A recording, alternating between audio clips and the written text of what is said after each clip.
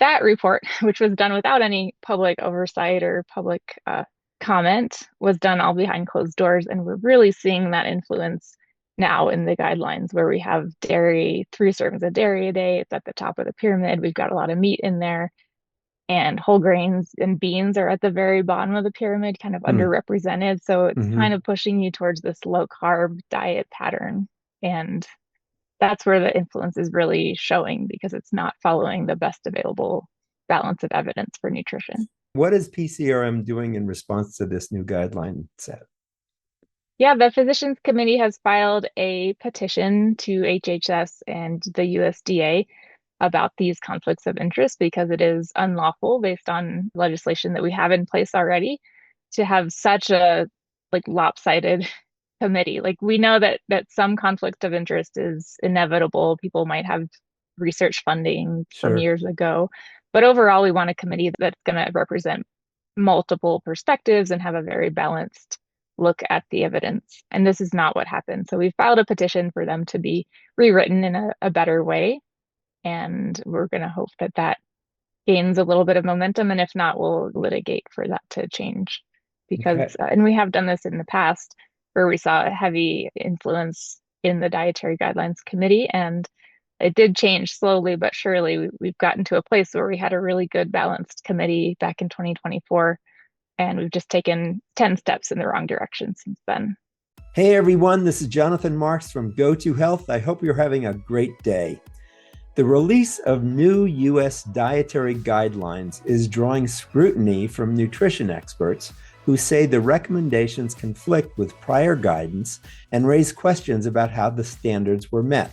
Just for a little bit of history, in 1980, the dietary guidelines were introduced after lawmakers noticed that modern eating habits were fueling a rise in chronic diseases like heart disease, cancer, strokes, high blood pressure, diabetes, and obesity. In other words, we were making ourselves sick with the food we're eating.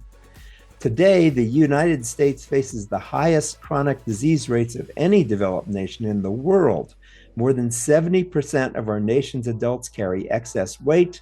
Over 40% meet the criteria for obesity, and more than half are either diabetic or pre-diabetic. Our kids aren't safe either. Over 35% of our nation's kids have excess body weight, more than 20% meet the criteria for obesity, and 1 in 14 are severely obese, and 25% of children are pre-diabetic.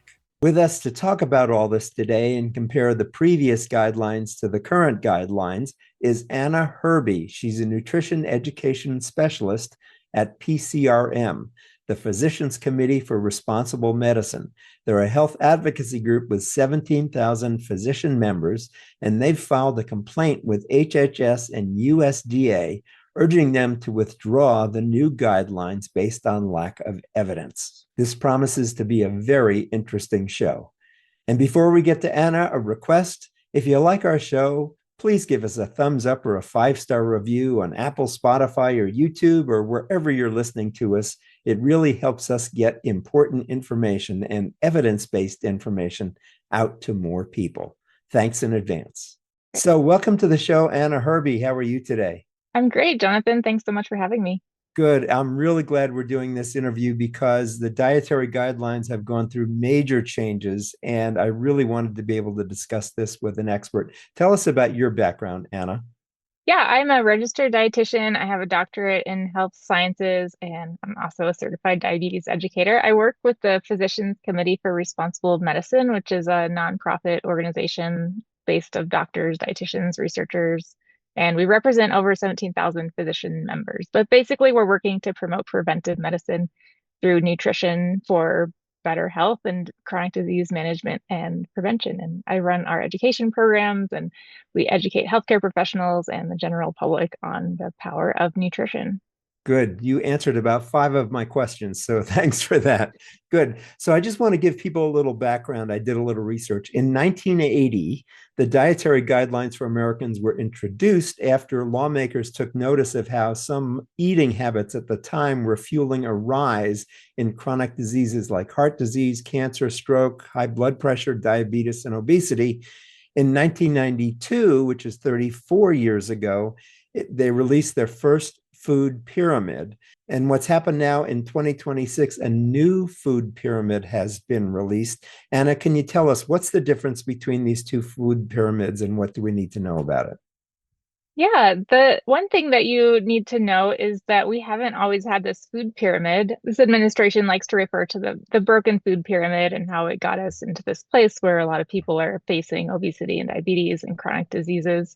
And actually, between 2011 and 2026, we did away with the food pyramid and we had MyPlate, which is a better representation of, how you'd actually eat, and it's divided into four quarters, and it's very clear about where the food goes and how to portion each category. And so since 2011, we haven't had the food pyramid, but now the HHS and USDA is bringing it back, but it's an upside down pyramid. So it's the idea that we're fixing what was wrong, and all we had to do was flip it upside down. And that's not necessarily the case. Most people didn't even follow the dietary guidelines that were in place in the past 20, 30 years. And so you can't necessarily blame our health problems on these guidelines. And we have had a lot of improvements and a lot of good things come out of the dietary guidelines as they get updated every 5 years, with this year being very different from previous versions that we've seen. So at the top of the new food pyramid is beef. I know that's the first thing on the list. And there's been so much, I guess, evidence that, high consumption of beef leads to lots of health problems. Absolutely. Yeah, red meat it's hard on your heart. It's full of saturated fat. It's associated with certain types of cancer, like colon cancer especially, and diabetes and heart disease, and it's not going to help anyone lose weight. So it's a conundrum why it's at the top of the pyramid, focused as like something we should eat more of, when at the same time we're told to limit saturated fat, and these things you can't do both essentially. But this red meat recommendation is really harmful, and it's not based on the best nutrition evidence that we have. What does the best nutrition evidence show us that, how we should be eating? Yeah, I'm glad you asked. There is so much evidence. And if you look at the populations that are living the longest, healthiest lives, like they're living to be over 100, they're still active, these people are eating mostly plant-based foods. And their protein doesn't come from beef. They might have a little bit of meat and cheese, but the main source, we're seeing legumes like beans and lentils and peas and tofu, like we see in Japan and in the Adventist population. And that's really what the foundation of the diet should be. It should be legumes, whole grains, fruits, and vegetables. And those four groups can really make up the bulk of your diet. They'll give you tons of fiber, lots of protein, all the energy that you need. And the only supplement you'd need if you follow a plant-based diet like that would be a B12 supplement. So, in the last 10 years or so, the Mediterranean diet has become very popular and it's been proven to reduce various chronic diseases. And in that diet, as you mentioned, there's lots of grains and vegetables and fruits. And fish is the major source of animal protein. It's not beef or chicken because there's just not a lot of that in the Mediterranean area. Can you comment about that? Yeah, when you look at populations, when you compare, for example, fish to eating red meat, you definitely see a benefit then from going to a meat heavy diet and replacing it with fish. And in a lot of the Mediterranean areas, they might be having some fish, but they're also having a lot of those plant-based foods, protein coming from beans, again, because it's cheaper, it's easier to find, and it's actually lower in fat. So while there might be some fish in the diet, the bulk of the protein does come from legumes in a lot of the cases. But as we saw in the Adventist Health study, they compared omnivores, and then they had pescatarians and then vegetarians. So the pescatarians were eating fish, but not any of the red meat or chicken. The vegetarians not eating any meat at all, but they might include dairy and eggs. And then the vegan group doesn't eat dairy, eggs, or any type of animal product. And what we see is this stepwise improvement in both diabetes risk and in weight and BMI. So as you go from an omnivore diet to eating maybe more fish and less meat, then you do see an improvement. And then if you take it one step further, you eliminate the fish, and then you see another improvement in BMI and your weight and in diabetes risk. And actually, the only group that was at a healthy BMI in the Adventist health study was the vegan group. So they were not including any fish or any dairy or eggs, and they had the best outcomes in terms of long-term health. Tell us more about this Adventist research. I'm not familiar with that. Oh, yeah. The Adventist health study, it's a very large scale study. We've had two iterations of it, and researchers picked the Adventist population because they're a group of pretty similar people with similar habits. They're not smoking, they're not drinking a lot of alcohol, Mhm. and so it's pretty easy to compare like what is different. And some of them are vegetarians, some are omnivores, some are pescatarians, and then others are vegans, as we said.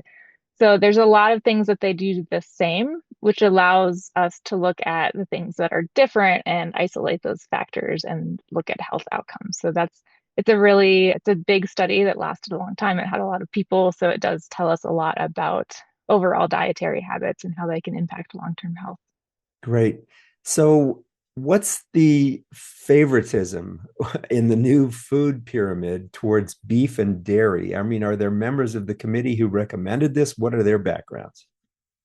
Yeah, so just a little bit of background on the background first. The dietary guidelines are developed usually by the Dietary Guidelines Advisory Committee, and that's a group of scientists who are nominated publicly, and they get together, they have public meetings, they take public comments every time they meet. Their work is live streamed so everyone can tune in and see what they're doing. Hmm. And this committee, they met for 2 years and they did a really good job. They did tons of work and they came out with a report for the government to use as a basis for the dietary guidelines. And so that was all really hard work that was done in 2024. And then of course the administration changed and that work was basically not used at all. They assembled a new group of people, and we didn't know who they were. We didn't know what they were doing, what kind of questions they were looking at. And so these 9 people were identified to basically create a new report, like do all the work that all of this committee had already done, do it over again in a different way. And that's exactly what they did. So these 9 people, they did have to disclose their financial relationships and any conflicts of interest. And what we saw is 8 out of 9 of them did have some sort of tie to food industry, whether it was the dairy industry, the beef that we saw pork represented, a lot of dairy influence for sure. And Hmm. then some people had owned food companies or had ties to the low carb diet industries. So that report, which was done without any public oversight or public comment, was done all behind closed doors. And we're really seeing that influence now in the guidelines where we have dairy, 3 servings of dairy a day. It's at the top of the pyramid. We've got a lot of meat in there, and whole grains and beans are at the very bottom of the pyramid, kind of underrepresented. So it's kind Hmm. of pushing you towards this low carb diet pattern. And that's where the influence is really showing because it's not following the best available balance of evidence for nutrition. I, all I can say is, oi. What is Right? PCR? What is PCRM doing in response to this new guideline set? Yeah, the Physicians Committee has filed a petition to HHS and the USDA about these conflicts of interest because it is unlawful based on legislation that we have in place already to have such a like lopsided committee. Like we know that some conflict of interest is inevitable. People might have research funding from Sure. years ago, but overall we want a committee that's going to represent multiple perspectives and have a very balanced look at the evidence. And this is not what happened. So we filed a petition for them to be rewritten in a better way. And we're going to hope that that gains a little bit of momentum. And if not, we'll litigate for that to change. Because, Okay. and we have done this in the past where we saw a heavy influence in the Dietary Guidelines Committee. And it did change slowly but surely. We've gotten to a place where we had a really good balanced committee back in 2024. And we've just taken 10 steps in the wrong direction since then.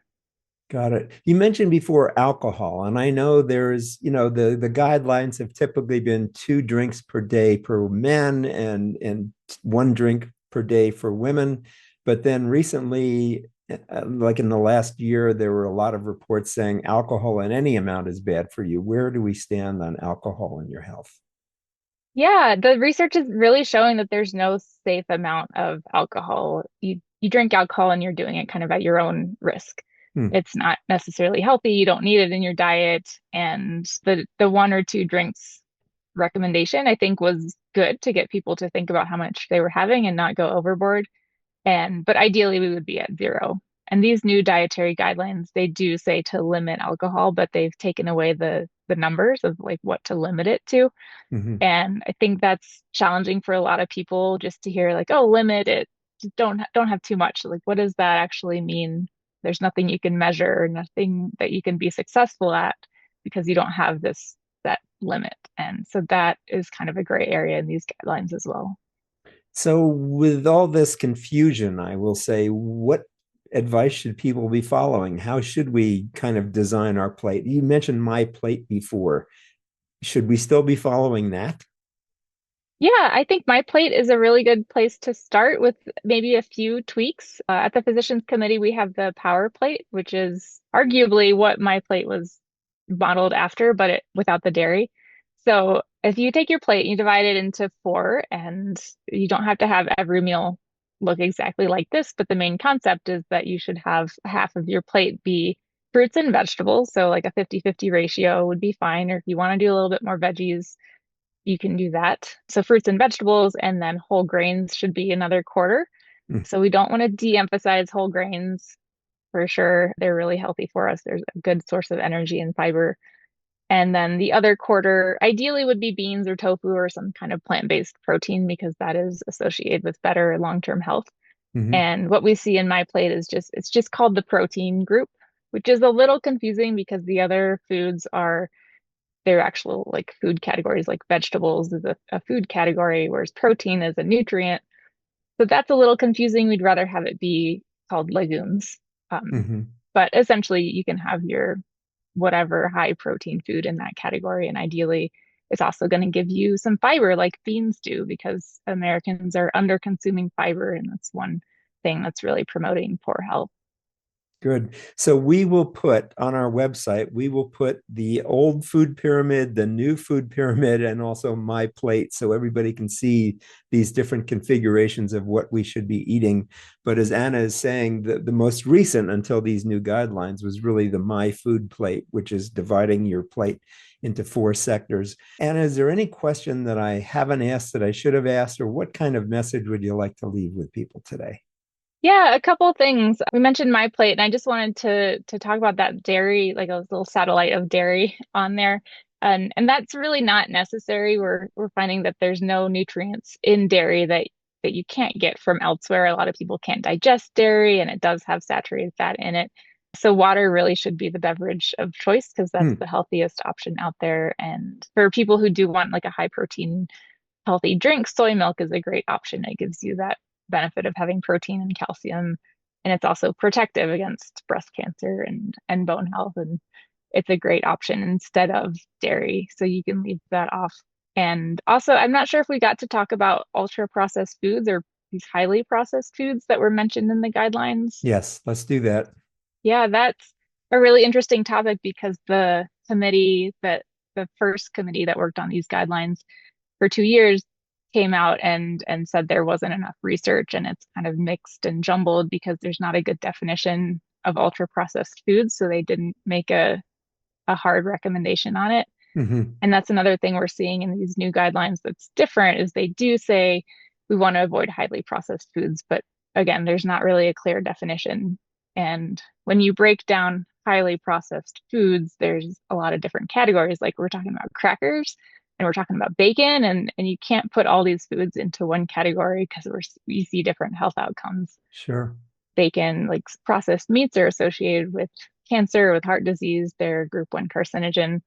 Whereas we see when people are eating crackers or cereal, they actually have better health outcomes. So that's another thing that's very confusing and unclear in these guidelines, talking about highly processed foods. You just mentioned the new term for me, which is a group one carcinogen. What foods are in that group so we know to avoid them? Right. Yeah. This is a term that the World Health Organization has put forward. And as far as I know, the only foods in that category are processed meats. So we're talking about bacon and sausage and lunch meats, Hmm. deli meats, and hot dogs. Unfortunately, chicken nuggets even are a processed meat. Hmm. And because of the way it's preserved, those foods are very harmful for us. But that Mm. is the same category that you see asbestos and tobacco in terms of carcinogens. Wow. And we're putting that in our body. Amazing. Anna, Yeah. thanks so much for being with us today. I really wanted to have a discussion about this and learn more about it. I'm so glad the Physicians Committee is objecting to this new these new guidelines and how they were formulated. So really, thanks for coming on the show to educate us about this. Thank you so much for having me, Jonathan. It's a really important topic, so I'm glad you're covering it. Good. We've been talking with Anna Herby. She's a nutrition education specialist at PCRM. That's the Physicians Committee for Responsible Medicine. They're a health advocacy group with 17,000 physician members, and they've filed a complaint with HHS and the USDA urging them to withdraw the new guidelines. Again, thanks for being with us today, Anna. I'm really glad you've been here. Thank you so much. We really try to bring you evidence-based information. That's our whole purpose for being here, to educate you with evidence. This has been Jonathan Marx with GoToHealth, and as we say at the end of every show, go to health. Take care. We'll see you again next time. Bye-bye. Anna, thanks so much. That was great. Yeah, thank you. I appreciate the opportunity. Thank you for tuning in today to Go to Health. You are one of almost 10,000 people per day who enjoy the evidence-based health information offered by our guest health experts. You can watch us on our website and YouTube and listen to us on 8 podcast networks. Be sure to join Jonathan Marx in our upcoming shows each week. If you like our show, please share this episode with your friends and colleagues. You can subscribe to the show, join our email list, send us feedback, browse through the online store, and view our library of over 150 shows at gotohealthmedia.com. See you next time, and remember to elevate your life with Go to Health.